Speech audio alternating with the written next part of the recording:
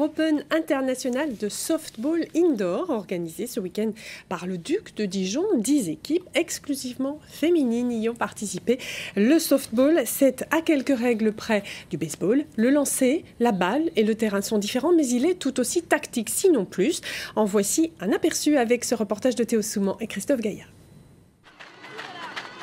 Elles appellent ça une chorégraphie, une manière originale de s'échauffer et de se détendre avant un match.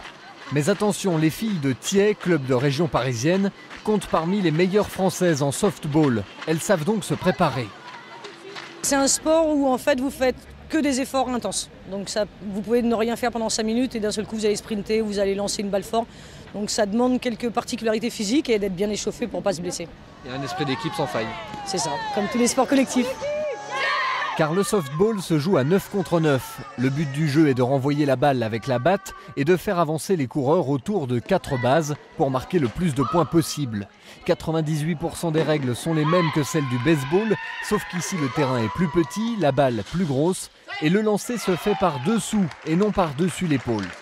Cette variante a l'avantage de pouvoir se pratiquer en intérieur et de laisser la part belle à la tactique.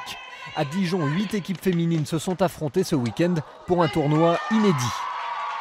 C'est pas un sport auquel pensent les gens spontanément, donc on fait plusieurs manifestations comme ça tout au long de l'année et le tournoi indoor fait partie de ces manifestations-là. On est conscient que pour qu'un club prenne de l'envergure, ça passe par le recrutement. Le Duc de Dijon compte à ce jour 60 licenciés, dont une dizaine de pratiquants de softball.